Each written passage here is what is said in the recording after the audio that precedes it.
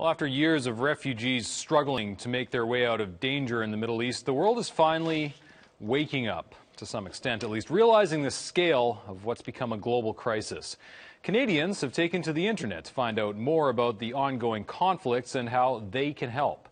Google tracked the top 5 search terms related to Syrian refugees recently, and the most popular queries are how to sponsor a Syrian refugee and how to help them. To help us learn how we can help, we're joined now by Canadian Syrian Riam El-Safadi. Thank you very much for joining us. Thank you for having me, Jeff. We see this picture of this little boy's body in the surf on a Turkish beach. You've been seeing pictures like this, but far worse, for years now, haven't you? Yes. As a matter of fact, last year when I was in Syria, 2 kids died in front of me, and they torn my heart. And just the last month in August, we have 240 kids killed in Syria. So what we're seeing right now is just the tip of the iceberg of what's going on there. 240 kids. How often do you go, and what do you do when you go there? I'm part of medical relief organizations and trying to help alleviate some of the suffering by bridging between the surplus that we have here from medical supply that no longer is a standard of North America and the shortage and the need for over there because of 80% of the hospital and medical facility is destroyed or no longer available. Well, we were just looking at pictures of hospital facilities that there were craters, nothing left, and just rubble. Yes, and good news is because there's a will and people want, this hospital is rebuilt again and it's opened its door. And we're trying to give them the hope that they can continue helping civilians. Okay, and what is it that you're bringing over? Where is this stuff coming from? What are you taking and where are you getting it from?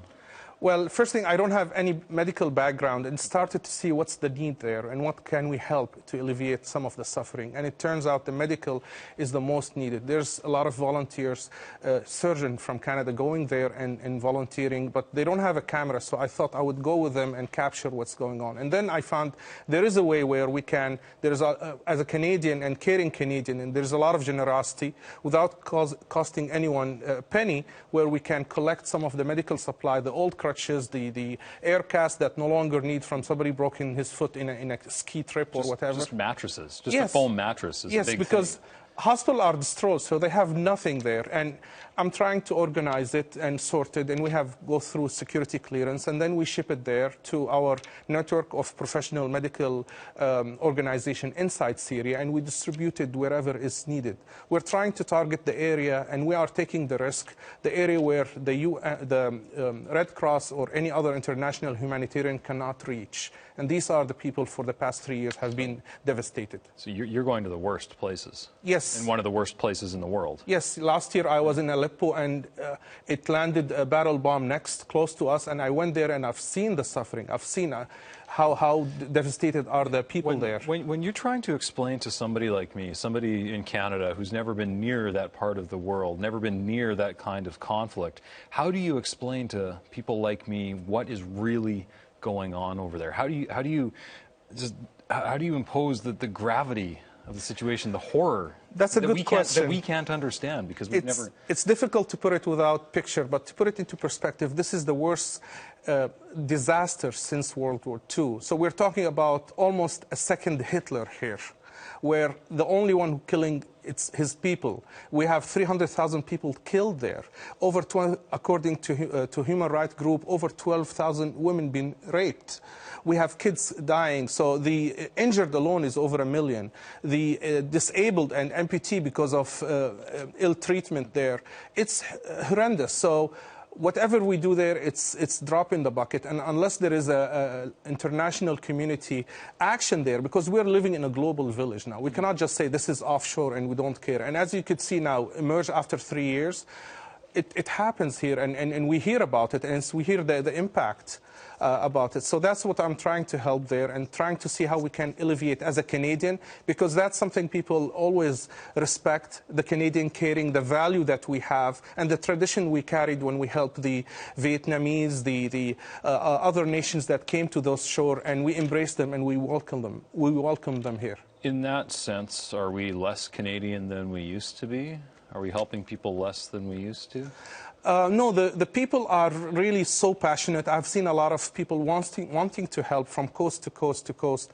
The enormous people wants, but there is no venue. And I don't want to finger point to anyone here, but there is more we could do. Look at some of the models happening in Europe and how we can help from. So we can take a bipartisan approach, for instance, for the refugee, and we can help them there. We can also stop the root cause, which is how can we help Turkey enforce a no-fly zone where we can have a safe haven for the people? All the refugees that we are seeing are less than, on TV, migrating to Europe, are less than 1% of the total refugee and displaced people. Yeah. If we can have this, stop the madness of barrel bombardment on a daily basis in certain area where people can feel safe, the mother that her child drowned, the little angel, the little angel that drowned in the shore of Turkey, she took that risk after she couldn't find alternative solution for a safe place for her child. And there is no mother would go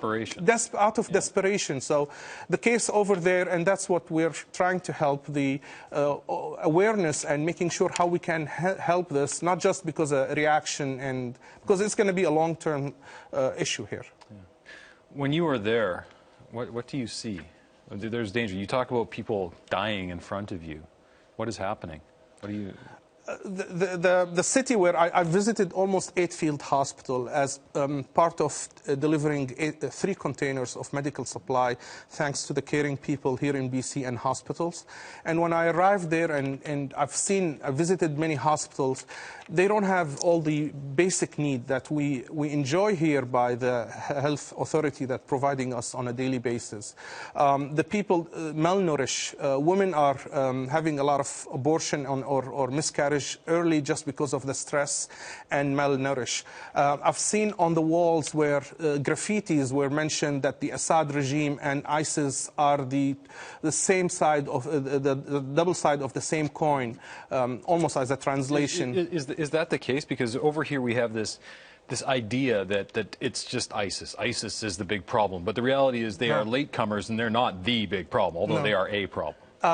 I can speak to you. I'm also a member of the Syrian nonviolence movement. We started the first 8 months of the uprising, we call it. It wasn't a civil war. It was peaceful. People went to the street and they demand changes. This was 2012? Yes, 2011, okay. Almost starting from March, mid-March. So we started peacefully, and we've been targeted by bullets. And the only people who took other action is when we were vetoed twice by the government of China and Russia in the United Nations. So that's when it started to become more military. And that's what the regime wants. Yeah. They want to label anybody opposed military dictatorship that has been in power for 40 years as terrorists. Anybody argue with that as a... Why do you think it is that the government there is doing such bad things to its own people? If they are trying to keep power or preserve power in some way, how can destroying the populace possibly help them keep what they have? That's a question I was asked by a child in El-Safadi in Yaletown. Why they're doing, and the simplest answer I can convey is the love of power. The love of power, you can destroy any other things, just the madness just to stay in power. And that's what the ruthless Assad regime is doing right now. They did several massacres, and they only do... When there's nothing to destroy, then what? Then it's just to prove that they are still in power. And because, of course, you have the friends of the Assad regime, which is the Russian and the Chinese, as well as the Iranian right now. We think we are occupied by Iranian. Unfortunately, they are more sincere than the friends of the Syrian people who did nothing in the past 4 years and turned their face. And the silence of the international community allowed for chemical weapon attack, allowed for more atrocity and massacres at a large scales. So if you left 25 years ago, you said? Almost, yes. 25 years ago, would you be walking through Hungary right now? If you hadn't left, if you'd stayed there, what would your situation be today if you had managed to avoid being killed? First thing, I'll lose my home, definitely, because there's over 1.5 million homes have been destroyed, which is almost equate to Alberta and BC having an earthquake and there's not a single house or facility available. Starvation almost to death, and that's where it's happening everywhere. And I'll be just desperate looking to keep my family alive, and that's where everybody just want to keep them safe or alive. Would you have gotten on a boat going across the ocean to... I met somebody in the airport where they would like to venture and take this opportunity. They told us, I borrowed, and this is a good thing to mention, if I could take a side, the price of a charter flight ticket from Cairo to Europe is about €100.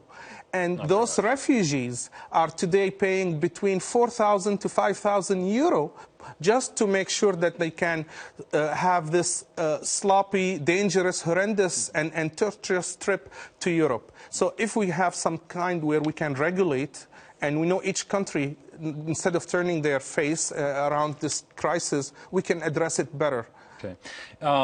Getting back to the initial reason why we invited you to come on the program today, if somebody wants to help, we talked about what Canadians are suddenly searching online, how to help Syrians. What can we do to help Syrian aid? How can we help? What's the best way that somebody sitting at home right now watching this on TV, what's the best way that that person can help? So the top 4 things that we could do right now is, I will start with the government, is to help the Turkish government enforce a no-fly zone. This way we'll create a safe haven for refugees so they don't have to mass influx outside Syria. And then we can provide them with medical aid. The second point is to open a medical corridor through the southern and the northern Syria. The southern one is almost blocked. We need to ask and press the government of Jordan and the Kingdom of Jordan to open this path. We have containers ready to be shipped there, but because of the bureaucracy and corruption, they want to take at least 40 to 30 and sometimes more commission out of those and charging us duties. We have 2 containers stranded there. The other ones is donating, and I'm sure I have given the link for some of the 3 key donating sites. We can donate. Also, if you have any medical supplies such as crutches, wheelchair, you want to donate, across Canada now in Toronto, Vancouver, Calgary, Edmonton, and Ottawa, we are collecting those. Last things, if we could also, the medical professional, they are welcome to join volunteer trips to Turkey and Jordan, where they can successfully go there and treat in refugee camps, safely in refugee camps. And this is organized and led by a U.S. charity organization called the Syrian Medical Society. Syrian American Medical Society. I have tons of pictures. I have sent actually from BC, 1 dentist and 1 pediatric from Chilliwack. They went there, and another trip going in Jordan right now in mid of September. So these are some of the way we could help. Also, the most important for the Canadian government is reopen the family reunification. Instead of going through the private sponsorship, and this was one of the hurdles of the policy of the unfortunate Harper government, in which preventing family from reunifying their relatives. We could see the example in Philippines during the typhoon. We allowed the reunification, as well during the Haiti earthquake. So we're not asking more. The Syrian people has dignity, and they are willing to take some of their own. But for the family who are Syrian Canadian here, they can bring their families closer, similar to the little angel that passed away. We'll leave it there. Thank you very much for your time today. Thank you for having me. And I just want to give you the good news that the 9th medical aid container sent from BC, Vancouver, has just arrived there. So all your help will make a change, 1 step at a time. This is a very difficult time. And thanks to all the volunteers from coast to coast, it's very tough there. And we need to leave it out of the politics and just focus as a Canadian tradition to have a bipartisan, all member of parliaments come up unified, said, we're going to open this. Let's have a certain quota for refugees and welcome them, similar to all the European countries of what they're doing. This is a Canadian tradition. As we know, the mayor of Ottawa opens for the Vietnamese, and we could have something there. And I'm glad that now Syria just took one of initiatives. So there is plenty of room we could do. The issue here is not how much wealth we have and how much wealth we could spend. It's just how much room we have in the hearts of some of the decision makers. Because this is a humanitarian during crisis, and we're obliged, according to UN and Geneva Convention, to help people during distress and as difficulties. Some people would argue, just as humans, we're obliged to help. Yes. All right. We have to leave it there. Thank you for having me. Time for a quick break here on Unfiltered. Plenty more ahead. Stay tuned.